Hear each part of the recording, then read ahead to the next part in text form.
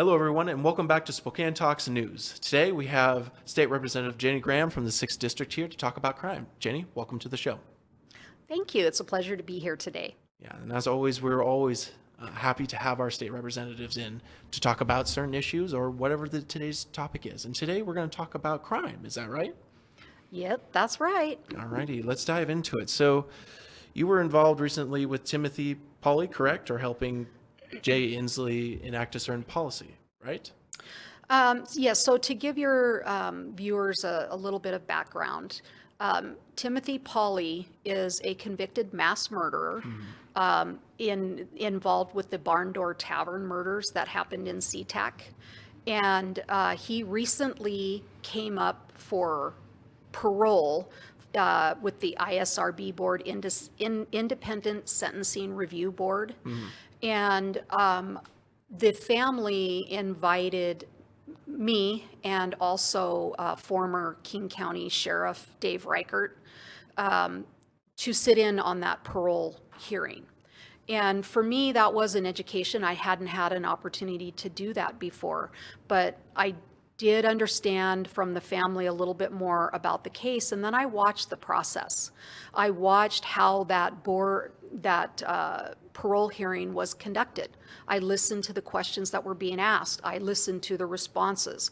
I paid attention to, what sort of help is there for Mr. Pauly versus what sort of help is there for the crime victims and their families, and then also who's looking out for the safety of our community. Right. And why don't you go a little bit more into detail about what you learned from that? So first, it was absolutely, the board did vote to parole Timothy Pauly. And, that was heartbreaking. It's an epic fail on their part. And, I am giving Governor Inslee credit. We were working with his office to help them understand that this particular individual, Timothy Pauly, did not apologize. He showed no remorse. He wouldn't take responsibility for what he did. He was blaming it on the other person or any other situation other than him personally.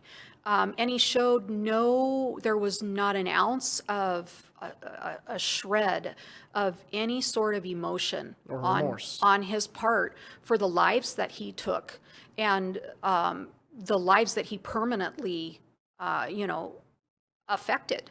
So it was eye-opening to watch the questions that were being asked. It was eye-opening to listen to his answers, and you could tell that he wasn't being honest in the answer. And why did the board fail in recognizing that this individual was a danger to society? Well, so there's a couple of different things that come into play. First, there was a letter that was written by King County Prosecutor Dan Satterberg, telling the board, do not release this individual based on this, and this, and this. Right. If we're talking about rehabilitation, he wasn't meeting that. So, and more remorse and apology, those should all be at the top of the list. Those should be the criteria. Right? Yeah. If we're going to talk about what does rehabilitation look like, should that be a requirement? Or does the requirement look more like what we saw during that hearing, where the person didn't apologize, didn't take responsibility, and really didn't participate in any of these programs until that are designed to help reform this individual. Right, until they were trying to be released. And, the question came up during that parole hearing, Mr. Pauly, what would you tell the families or other people that don't think that you're rehabilitated and shouldn't be released? And, his answer was, well, the law says that I was eligible in 2007. And they reduced the horror of deliberately trying to murder 5 people, intending to murder 5 people, and torture them for a couple of hours before their deaths. that what that was reduced to from Mr. Pauly's attorney was Mr. Pauly regrets the harm that he caused. That's what that was reduced to. That's horrible. So that's absolutely, a slap in the face to the crime victims that endured that, the horror of that The night. family, too. Dave Reichert had mentioned that as he responded to that crime scene as a law enforcement, he said it's one of the most grisly ones that he'd been to. I can't imagine. Just the horror. I mean, police officers themselves face a huge level of stress every day. They're out there serving us. They're out there protecting us. They're doing their jobs. And for one of them to walk on into a scene like that, I can't imagine what was going through his mind. Right. And there wasn't a conviction for a sex crime, even though there was absolute evidence of it. Right. So, that was another thing that I think that's come out of this that really dawned on me, is that if you are convicted of a sex crime, then you are required to go onto a sex offender registry. Yep. But if you are a murderer, a mass murderer, a serial killer, and one of these board fails, to stop a dangerous person from being released, there's no registry for that. And not only that, seeing what happened from the crime victim's family standpoint, the board was looking to release this individual into Olympia, which is where the family lived. And they brought up the point that, this man intended for the mother to die. She survived accidentally because the material that they used to hang her with wasn't strong enough to hold her body. So there were the two women that accidentally survived because their body weight was higher, and so the material that they were used to hanging them with broke. Right. So they were unconscious, but not dead. The third woman that was hung out on the stage area, she did die. And had this individual been released, these victims and families could have been in danger again had they run Well, into him, their potentially. point was, what do we do if we run into this person face to face, in a Costco or, some other place? They can't get a restraining order because what they're being told is, this person has already served his time and hasn't committed a crime. And the one that he did commit against you doesn't count anymore. So I'm going to be looking at maybe we need to do something to address that, where there could be 100%. a protection order or, something along those lines to protect crime victims in the event that that individual who doesn't have remorse does start going after the family 100% agree. I or think their crime victims again. we need to protect the families. We need to protect our neighborhoods. And crime, has skyrocketed across the nation, and specifically here in Spokane. Our drive-by shootings, for example, we've had such a huge amount of them this past year, and you have to ask yourself, why is this happening? Is it the policies you think that Absolutely. are contributing to it? Without a shadow of a doubt, this last session, Representative Tara Simmons introduced a bill that would reduce the drive-by shootings consequences. And basically the gist of that was they wanted to take that from being aggravated murder. So if you're planning a drive-by shooting and you miss your target and you hit instead an innocent 6-year-old child in their bed, or somebody, maybe a waitress working, serving people at a restaurant, somebody just walking down the street, and you kill them instead, though they weren't your intended target.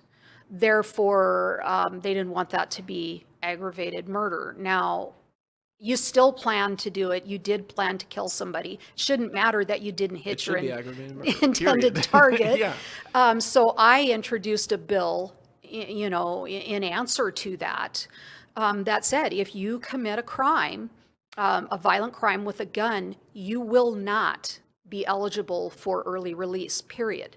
As they shouldn't be. We can't continue to say that we're upset about the gun crime that's happening and the fact that it is just absolutely off the rails and people's family members are being hurt and being killed. We can't say that we're upset about it, but not be willing to actually do something to start holding the people accountable that are choosing to commit these crimes, because it's a choice. Every action has a consequence. And whether that consequence is good or bad, the consequence is still going to be there. And in terms of crime, we have that ability to control. The state legislature has the ability to control that consequence. And if the consequence isn't severe enough, then it won't prevent that crime from occurring. Right.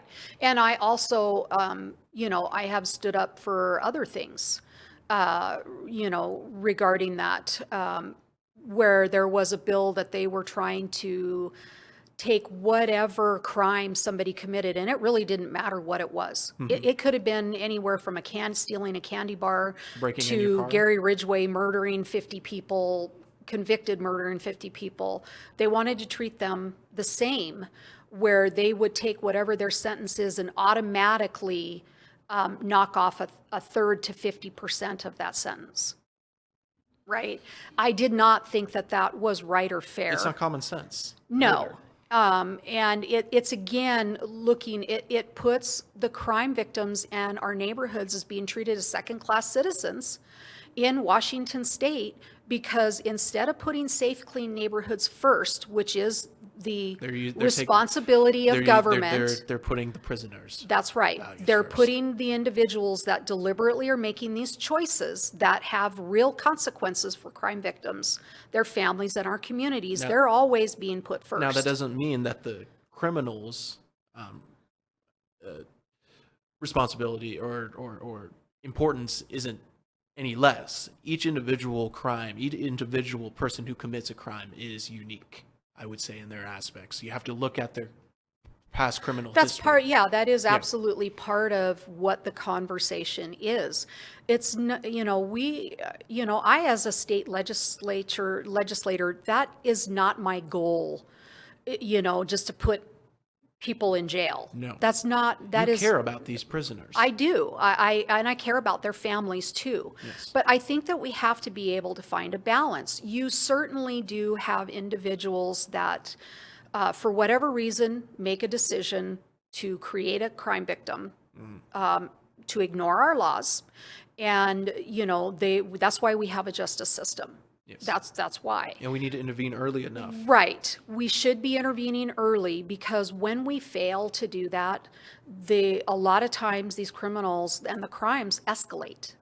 They get away with this, then they get away with this, then they get away with this. And it's just a level, it's a pattern that just keeps repeating and even building too. Right. So it's not doing them any good by putting out the message that you can do these things and there's not going to be consequences for it. And it's certainly not doing our community any good because when you do that, you're enabling, you're emboldening, you're enabling, and you're rewarding this behavior. And of course, every criminal is different. I mean, there are those who are willing to commit to reforming themselves, to spend the time to learn a trade or skill set within prison, and to help contribute to society once they get out. And then there are individuals who are just pure evil. Right. And that I can tell you, at the state legislature, I have stood up more than once, whether it's on committee hearings or on floor debates, and I have stood up more than once to say, that you do have some individuals that commit crimes that, we can help if they're willing to hold up their end of the bargain and not create new victims. I'm 100% on board with trying to help them be successful. And there are a lot of things that we can do to help that. However, at the state level, you have some of the other representatives that either are unwilling or do not care about the other individuals that will not change. They enjoy hurting or killing other people. That's a fact. The psychopaths, sociopaths, they do exist, whether we like it or not. And they need to be managed in a different way. Rather than these individuals who, first and foremost, when they commit the crime, want to know that they did wrong and they show remorse and they want to reform themselves. Right. And there's a difference between somebody that, first commits a crime where we do have an opportunity to intervene versus somebody that's a persistent offender that they do this because they are getting away with it and because they don't care about our laws, or, so it could be criminal intent that's there. It could be maybe substance abuse. It could be mental health. It could be all of the above. But that still does not mean that that's a get out of jail free card. No. It should not be. Again, it's unfortunate that whatever happened to them, whether it's nature or nurture that has caused that, but that doesn't mean that we make excuses. It doesn't mean that we ignore the accountability. It doesn't mean that we deregulate these policies that are contributing to the higher crimes. That's right. We have to be willing to have these difficult, honest conversations. And, if somebody has mental illness and they can't change, okay. That doesn't mean that we release them into the community, right? Because then there's people that are being hurt and killed on that aspect. It means that the state needs to step up, and we need to create, an environment for these individuals to live out their lives the best of their ability, where they don't have they don't cause harm to society. Right, yeah. Because they don't have a God-given right, a nature-given right, or a constitutional right to continue to create more victims. 100% agreed. And that stance, I think we need more of in our representatives. Like you said, they need to step up and say, okay, we have passed certain policies that have contributed to the rise in crime.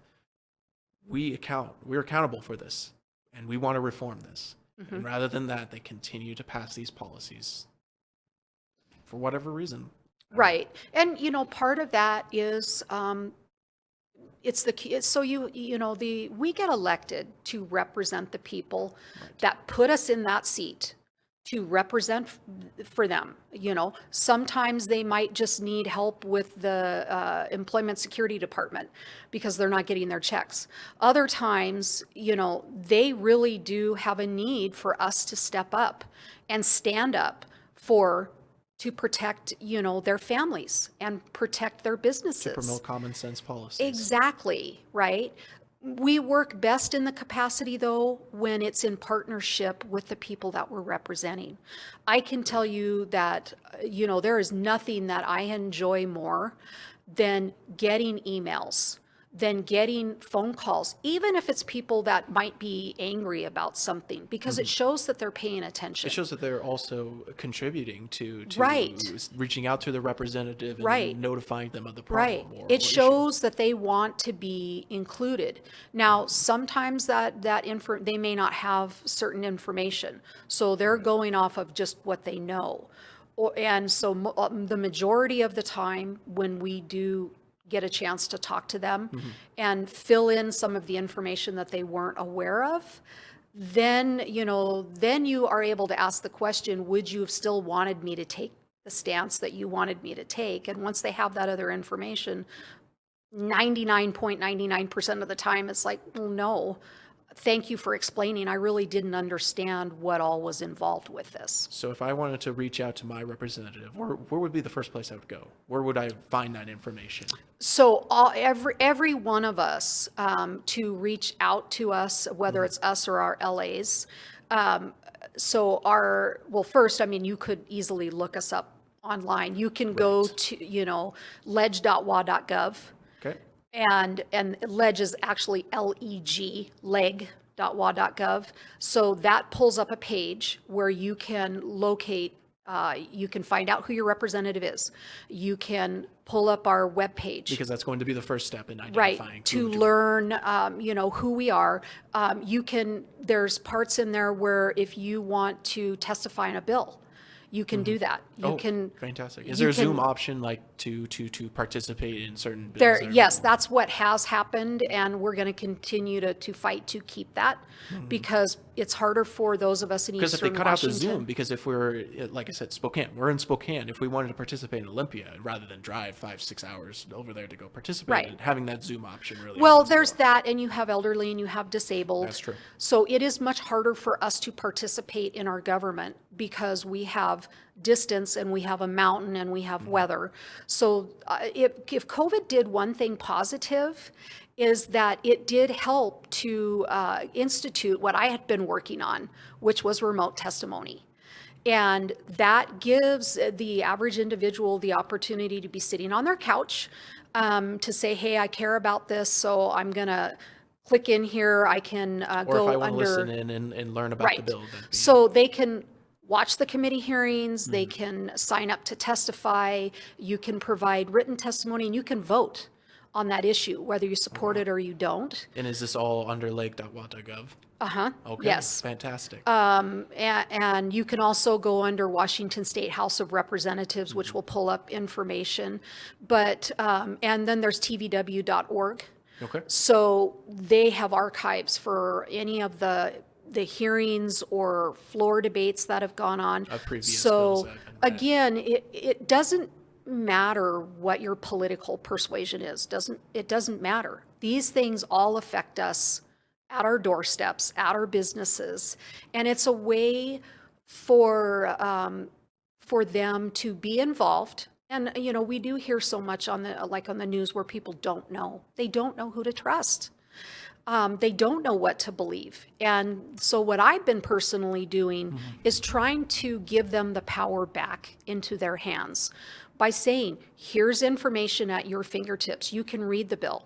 So you see exactly what's in it. You can watch any of the committee hearings so that you hear both sides of the argument, right? And you become now more informed. And you're able to formulate an informative opinion about Right. it. And in even better case scenarios, when session is going on, we actually have had people send us messages reading the bills, because more eyes are better than less, Agreed. to say, hey, did you see this?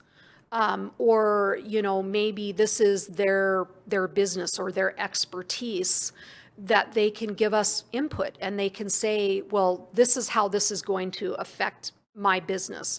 This is how this is going to affect this And issue. participate and run the government the way that it was set up Well, to be. what that does is it allows us to intervene as their representative. Well, right, yeah, to put an amendment on that contribute bill. too.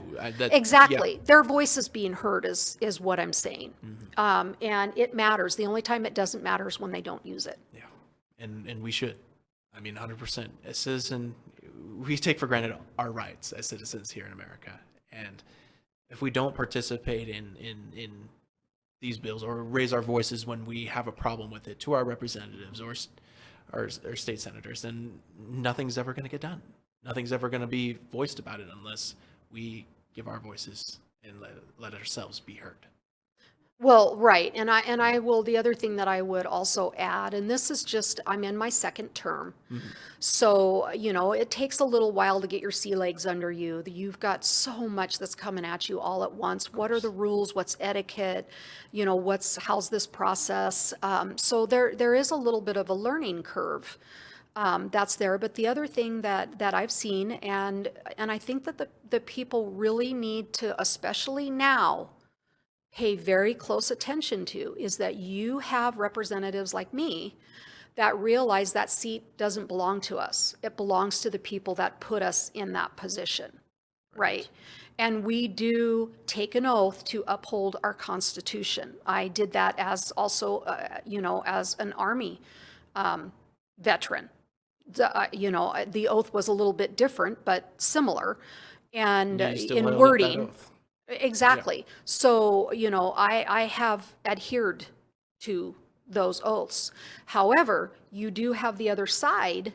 You have the other legislators that their genuine feeling is that they were elected, and because they were elected, that the people are electing them to make the choices for them. See, I am a representative that you elected me to make the choices with you, right? Not for you, with you. And hopefully with your, you know, your input and your involvement. But other ones, you know, and I can tell you from different issues that we've had where it's generated literally thousands of calls and emails within a 24-hour period.